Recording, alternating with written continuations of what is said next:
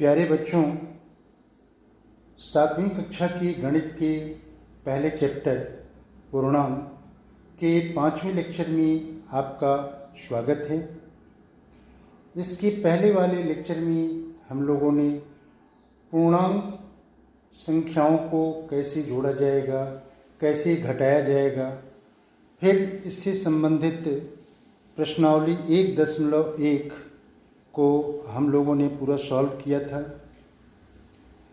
आज इस लेक्चर का जो टॉपिक है वो है पूर्णांकों के योग एवं व्यवकलन के गुण।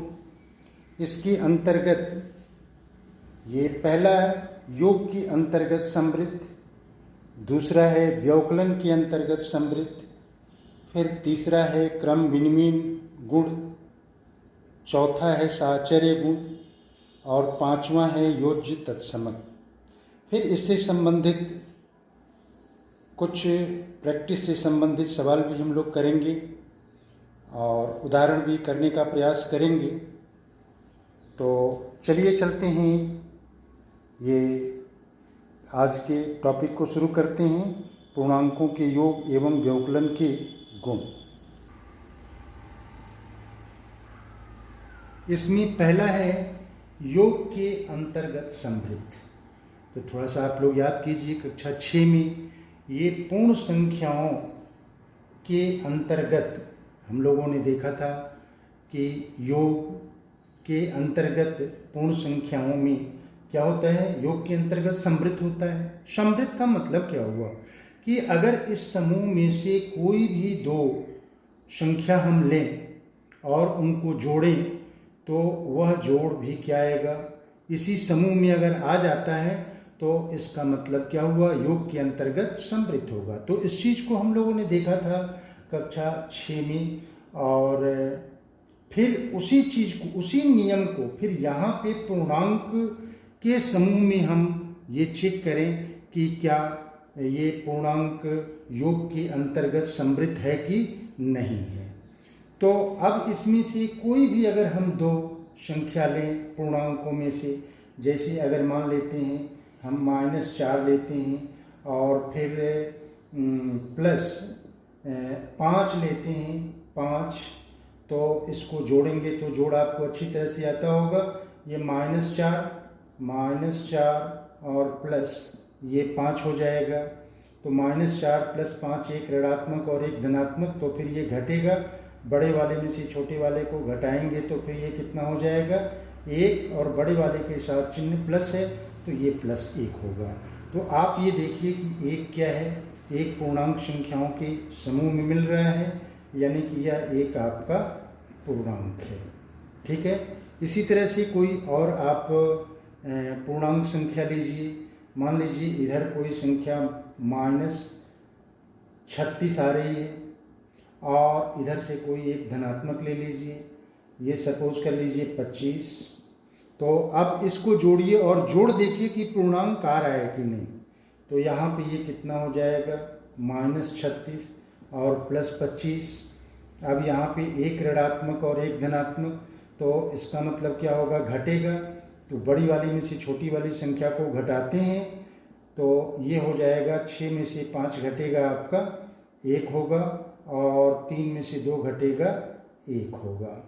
ठीक है। तो यहाँ पे 11। अब अगर इस समूह में आप देखें तो 6, ये डैश डैश का मतलब आगे भी संख्याएं अपरिमित रूप से आएंगी, तो आगे 11 भी आएगा।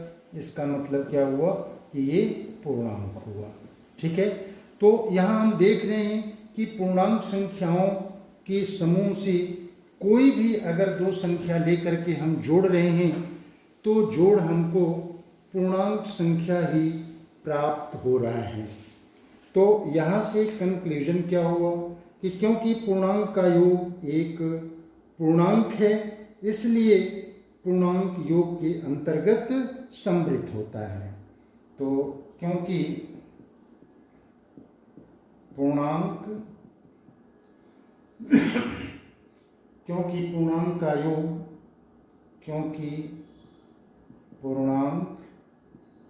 का योग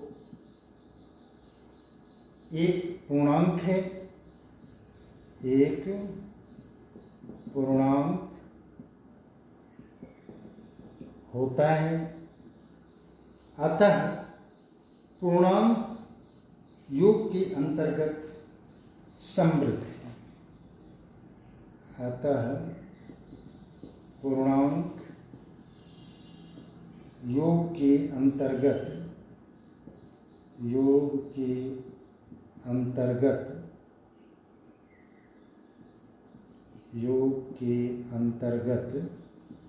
समृद्ध है।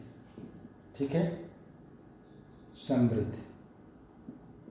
इसे व्यापक रूप से हम इस तरह से लिख सकते हैं, व्यापक रूप से अगर दो पूर्णांक व्यापक रूप से a और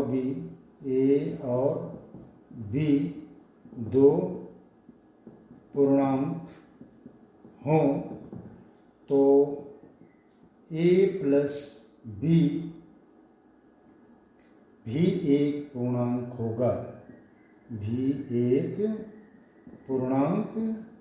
होगा, a और b का मतलब इसमें से कोई a है और b भी इसमें से कोई एक है।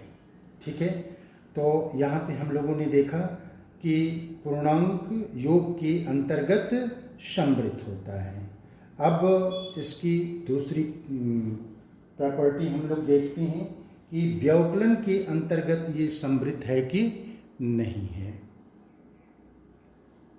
यहाँ ध्यान दीजिए कि व्यवकलन के अंतर्गत यानी कि अगर इन पूर्णांक संख्याओं में से कोई भी दो पूर्णांक लें और उनका अंतर निकालें, जैसे -4 और फिर +5 है, तो -4 और -4 में से अगर +5 को हम घटावें तो ये कितना होगा, -4 -5 ये -9 होगा और -9 आपका इधर कहीं आएगा तो ये -9 क्या होगा, पूर्णांक होगा।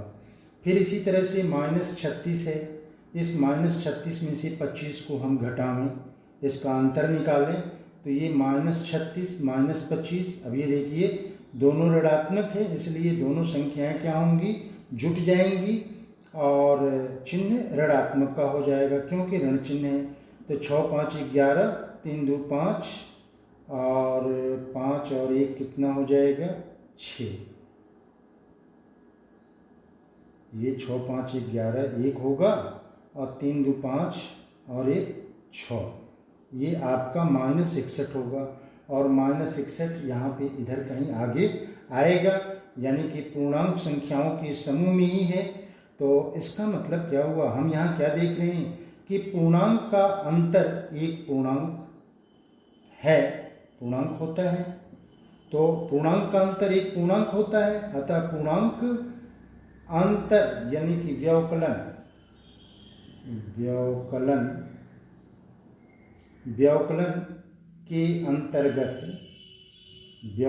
के अंतर्गत समृद्ध है।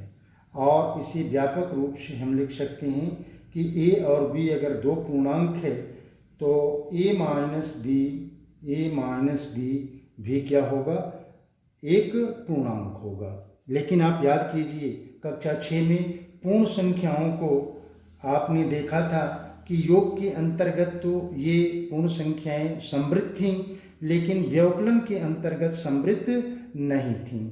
अब इसमें देखिए अगर हम 4 लेते हैं एक संख्या और दूसरी संख्या 7 लेते हैं और इसको जब हम घटाएंगे तो हमको क्या मिलेगा, -3 मिलेगा, लेकिन ये -3 इसमें है नहीं है। तो इसका मतलब क्या हुआ कि पूर्ण संख्याएं व्यवकलन के अंतर्गत समृद्ध नहीं है। ठीक है, तो अब चलिए चलते हैं अगली प्रॉपर्टी पे। अब अगला है क्रम विनिमय गुण। तो क्रम विनिमय गुण का मतलब क्या होता है कि अगर कोई भी दो संख्या हम लें और उनको जोड़ें, फिर उनके क्रम को बदल करके जोड़ें और दोनों स्थितियों में जोड़ अगर समान आता है तो इसका मतलब क्या हुआ कि उस चिन्ह के अंतर्गत वो क्या होगा, क्रम विनिमय होगा। अब आपको याद होगा कक्षा 6 में आप पूर्ण संख्याओं के बारे में पढ़ा था, वहाँ पे पूर्ण संख्याओं में ये जोड़ के अंतर्गत ये क्रम विनिमय होता है। तो यहाँ पे अगर हम कोई भी संख्या मान लेते हैं, 1 3 लेते हैं, फिर 5 लेते हैं, 3 और 5 को जोड़ेंगे तो कितना होगा, 8।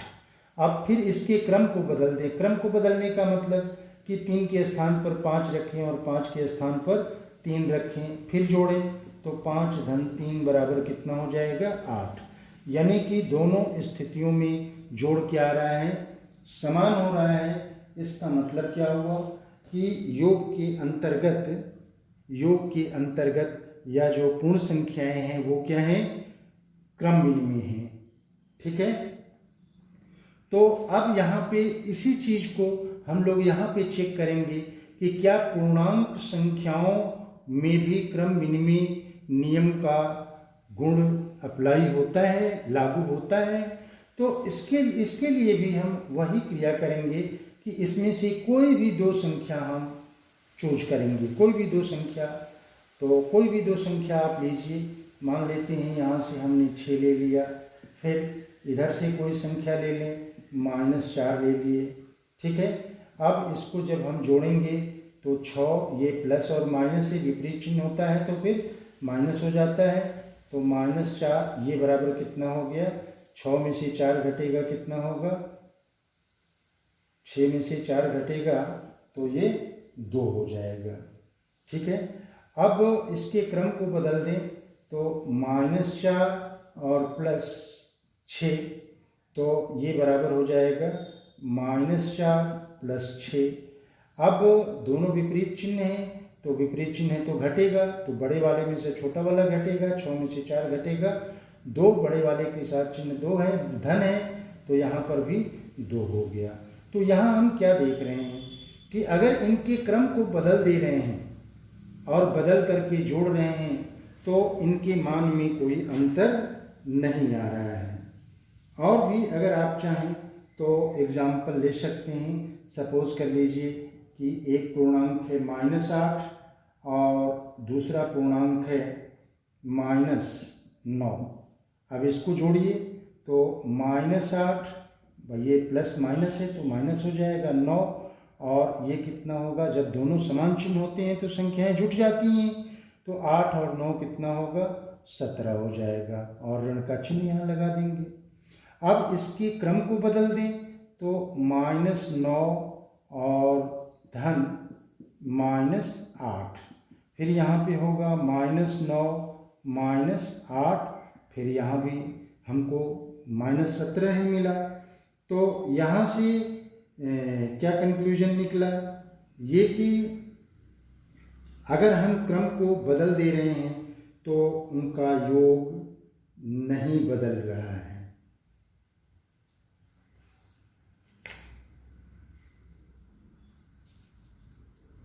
तो इसका मतलब क्या हुआ कि पूर्णांकों में क्रम विनिमय लागू होता है। ठीक है। पूर्णांकों में क्रम विनिमय लागू होता है। तो यहाँ पे हम लिखेंगे कि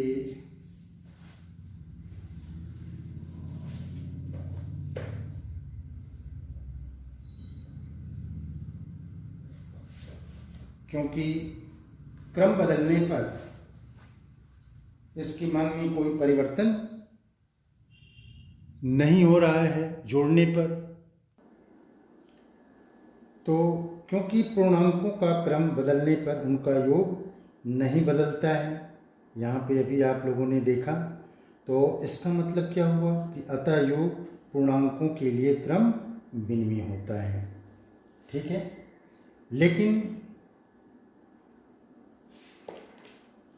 यहाँ पे व्यवकलन में अगर हम देखें कि 5, ये सपोज कर लीजिए यहीं पे ये 6 है, 6 माइनस -4, इस वाले को लेकर के हम देखें, 6 माइनस माइनस 4, तो ये बराबर कितना हो जाएगा, ये हो जाएगा आपका 6 प्लस 4, ये बराबर 10 हो जाएगा। अब इसके क्रम को हम बदल दें तो माइनस 4 और फिर यहाँ पे 6, तो ये बराबर कितना आ गया, -10। इसका मतलब क्या हुआ, यानी कि क्रम को बदल दे रहे हैं तो फिर इसके मान क्या हो रहे हैं, इसके मान बदल जा रहे हैं। तो हम ये कहेंगे कि व्यवकलन पूर्णांकों के लिए क्रम विनिमय नहीं होता है, ठीक है। और इसी तरह से ये पूर्ण संख्याओं के लिए भी हम लोगों ने देखा कि व्यवकलन के अंतर्गत ये क्रम विनिमय नहीं है। फिर अब अगली प्रॉपर्टी की तरफ हम लोग चलते हैं। अगला है साहचर्य गुण। तो साहचर्य का मतलब क्या हुआ, सा यानी कि कुछ को समूह में बना करके जोड़ना। तो इसमें से हम कोई भी 3 पूर्णांक को लें, सपोज कर लें एक पूर्णांक -3 है, दूसरा है -2 और तीसरा है -5। तो अब हम इसको और इसको एक समूह बनाएं, फिर इसको और इसको एक समूह बनाएं, यानी कि -3 और प्लस -2, इसको एक साथ एक समूह में रखें और फिर तब इस -5 को जोड़ें। और फिर दूसरे कंडीशन में -2 और -5 को एक साथ रखें, एक समूह में रखें, यानी कि -3 प्लस -2 और प्लस -5। अब हम ये निरीक्षण करें कि दोनों स्थितियों में क्या मान सही आ रहा है, एक ही आ रहा है। तो यहाँ पे देखिए ये -3 है, -2 है, तो ये कितना हो जाएगा, -3 -2 और फिर प्लस -5। तो ये -3 और -2 मिलके कितना हो जाएगा, -5, और ये प्लस और माइनस है तो -5 हो जाएगा और ये बराबर -10 हो जाएगा, ठीक है। अब ये -3 इसको जोड़ें तो यहाँ पे ये -3 है और इस समूह को जोड़ेंगे तो ये हो जाएगा प्लस -2 और प्लस माइनस हो जाएगा 5, और ये बराबर कितना होगा, -3 और ये होगा -7, ये प्लस -7 हो जाएगा और इसको जोड़ेंगे तो ये कितना आ जाएगा, ये बराबर होगा -3 प्लस माइनस हो जाएगा 7, ये बराबर -10। तो यहाँ पे हम क्या देख रहे हैं कि अगर समूह बना करके अगर हम जोड़ रहे हैं तो इसके मान में कोई अंतर नहीं आ रहा है। और भी हम इस तरह के एग्जाम्पल ले सकते हैं, जैसे मान लीजिए कि -3 1 और 7 है, -3 1 और -7 है। तो पहले हम इन दोनों को एक समूह में रखें और फिर प्लस इसको करें, और फिर पहले इसके बाद इन दोनों को एक समूह में रखें और फिर इसको जोड़ें। तो दोनों स्थितियों में अगर जोड़ समान आता है तो इसका मतलब ये हुआ कि पूर्णांक योग के अंतर्गत साहचर्य है, ठीक है ना, यानी कि इसमें साहचर्य का गुण पालन होता है। तो यहाँ पे इसको हम चेक कर सकते हैं कि -3 धन 1 एक साथ, फिर प्लस -7, अब इसको जोड़ेंगे -3 और +1 मिलके -2 होगा, तो -2 और फिर माइनस प्लस -7, ये हो जाएगा -9। और फिर इसको चेंज करें, यानी कि इसको एक साथ करें तो -3 और फिर +1 धन ऋण 7, तो ये बराबर कितना हो जाएगा, ये होगा आपका -3 और 1 और -7 मिल करके -6 हो जाएगा, ये भी आ गया -9। तो उपरोक्त उदाहरण यह दर्शाता है कि पूर्णांकों के लिए योग सहचारी है, यानी कि एसोसिएटिव है। अतः पूर्णांकों के लिए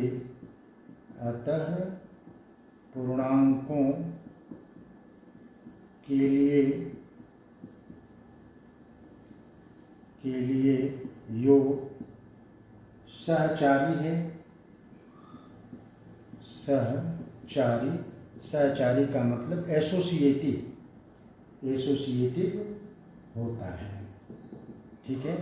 व्यापक रूप से अगर हम A, B और C ये अगर 3 पूर्णांक लें तो इसको हम लिख सकते हैं A + B + C बराबर A + B + C। ठीक है। अब ये अच्छी तरह से समझ में आ गया होगा आपको कि साहचर्य में क्या करते हैं, ये समूह बना करके अगर हम जोड़ें तो जोड़ में कोई अंतर, पूर्णांक संख्याओं के जोड़ में कोई अंतर नहीं आता है। ठीक है।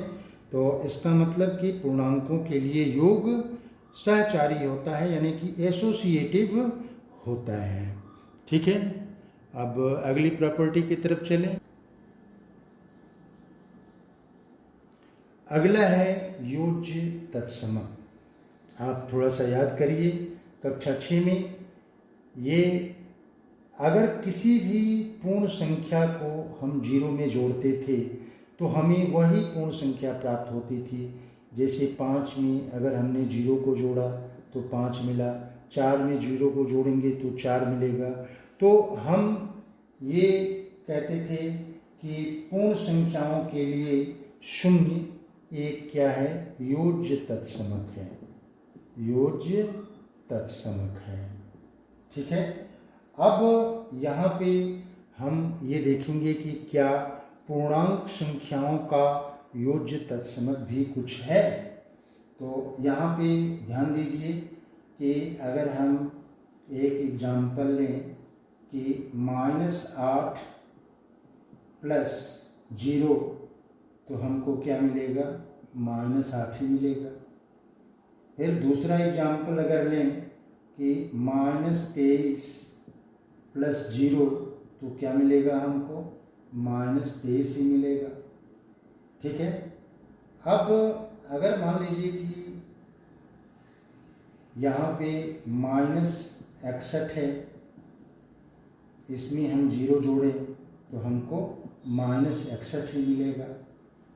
तो इसका मतलब क्या हुआ, इसका मतलब ये हुआ कि इस पूर्ण संख्याओं में भी एक ऐसी संख्या है जिसको अन्य पूर्णांकों को अगर उसमें जोड़ा जाता है तो जोड़ वही पूर्णांक हमको प्राप्त होता है। ठीक है ना। तो यहाँ पे ये उदाहरण से स्पष्ट है कि 0 पूर्णांकों के लिए भी एक योज्य तत्समक है। ठीक है। तो उपरोक्त उदाहरणों से स्पष्ट है कि उपरोक्त उदाहरणों से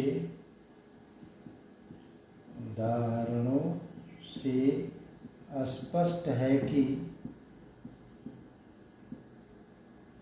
0 पूर्णांकों के लिए भी 0 पूर्णांकों के लिए भी एक योज्य तत्समक है। एक योज्य तत्समक है। इसको व्यापक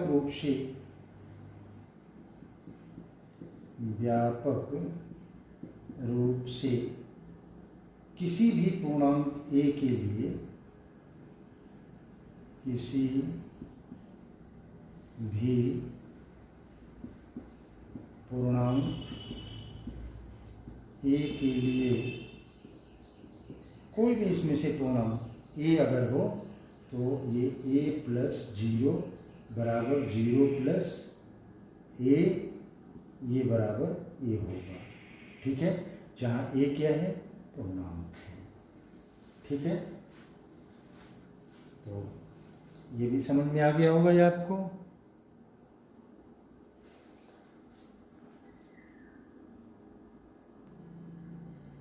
ये प्रैक्टिस का सवाल पेज नंबर 9 पर दिया हुआ है कि एक ऐसा पूर्णांक युग्म लिखिए जिसके योग से हमें निम्नलिखित प्राप्त होता है। तो पहला है एक ऋणात्मक पूर्णांक। तो एक ऋणात्मक पूर्णांक यानी कि दो पूर्णांकों को अगर हम जोड़ें तो उनका जोड़ ऋणात्मक आएगा। तो बहुत सारे मिल सकते हैं, जैसे अगर दोनों संख्याएं ऋणात्मक हैं, दोनों पूर्णांक अगर ऋणात्मक हैं तो उनका जोड़ क्या आएगा, ऋणात्मक नहीं आएगा। यहाँ पे ध्यान दीजिए, जैसे मान लीजिए कि -5 है और फिर प्लस माइनस अगर 6 है तो ये बराबर कितना आ जाएगा, -11। तो अब इसमें केवल पूर्णांक युग्म के बारे में पूछ रहे हैं, तो इसलिए यहाँ पे पूर्णांक युग्म हो जाएगा क्या चीज़, -5 और -6। और भी ढेर सारे एग्जाम्पल हो सकते हैं। यहाँ पे जैसे मान लीजिए कि एक ऋणात्मक पूर्णांक ले लें, तो ये सपोज कर लीजिए -11 हमने ले लिया और एक धनात्मक पूर्णांक हमने ले लिया 5, तो ये कितना हो जाएगा, ये -6 हो जाएगा, ये भी ऋणात्मक हो गया। यानी कि एक युग्म -11 और 5 भी हो जाएगा। तो अपरिमित रूप से युग्म हमें मिलेंगे। फिर इसमें का दूसरा कह रहा है कि दोनों पूर्णांकों का पूर्णांक युग्म का योगफल क्या होना चाहिए, 0 होना चाहिए। तो अगर एक ऋणात्मक है और उसी का धनात्मक, तो दोनों का योग क्या आएगा, 0 आएगा। तो जैसे मान लीजिए कि -3 है और फिर +3 है, तो दोनों का योग कितना होगा, 0 होगा। इसलिए पूर्णांक युग्म क्या हो जाएंगे, पूर्णांक युग्म आपका -3 हो जाएगा और +3 हो जाएगा। आगे कह रहे हैं कि दोनों पूर्णांकों से छोटा एक पूर्णांक, यानी कि दोनों पूर्णांक जिनको हम जोड़ रहे हैं तो उनका जोड़ जो आवे वो क्या हो, छोटा हो। तो अब यहाँ देखिए -3 है प्लस -2 है, तो -3 और -2 दोनों ऋणात्मक हैं, जुट जाएंगे तो -5 हो जाएगा। तो अब यहाँ पे देखिए -5 से छोटा आपका क्या है, ये -5 क्या है, -3 से भी छोटा है, -5 आपका -2 से भी छोटा है। ठीक है, तो इसका मतलब पूर्णांक युग्म क्या हो जाएगा, पूर्णांक युग्म ये बराबर होगा -3 और -2। अब यहाँ पे कह रहा है कि दोनों पूर्णांकों में से केवल एक से छोटा पूर्णांक, तो एक से छोटा पूर्णांक हम ये ले सकते हैं। एक सपोज कर लें पूर्णांक ले लेते हैं -5 और एक +6 ले लेते हैं, तो इसका योग कितना हो जाएगा, +1 आ जाएगा।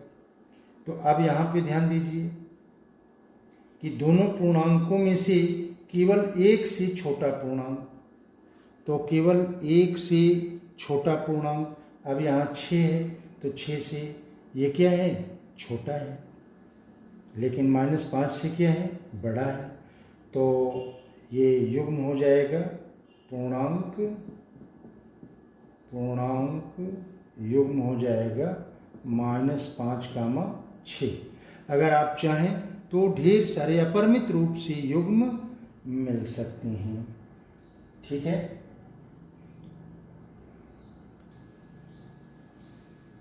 प्यारे बच्चों, अब मैं अपना लेक्चर यहीं समाप्त करता हूं, और जो शेष इसमें के उदाहरण और फिर उसके बाद से इससे संबंधित जो अगली प्रश्नावली 1.2 है, उसको अगले लेक्चर में हम लोग करेंगे। ये मेरा वीडियो आप लोगों को कैसा लगा कमेंट बॉक्स में ज़रूर लिखिएगा, और इस वीडियो को लाइक कीजिए, शेयर कीजिए, सब्सक्राइब कीजिए। Best of luck.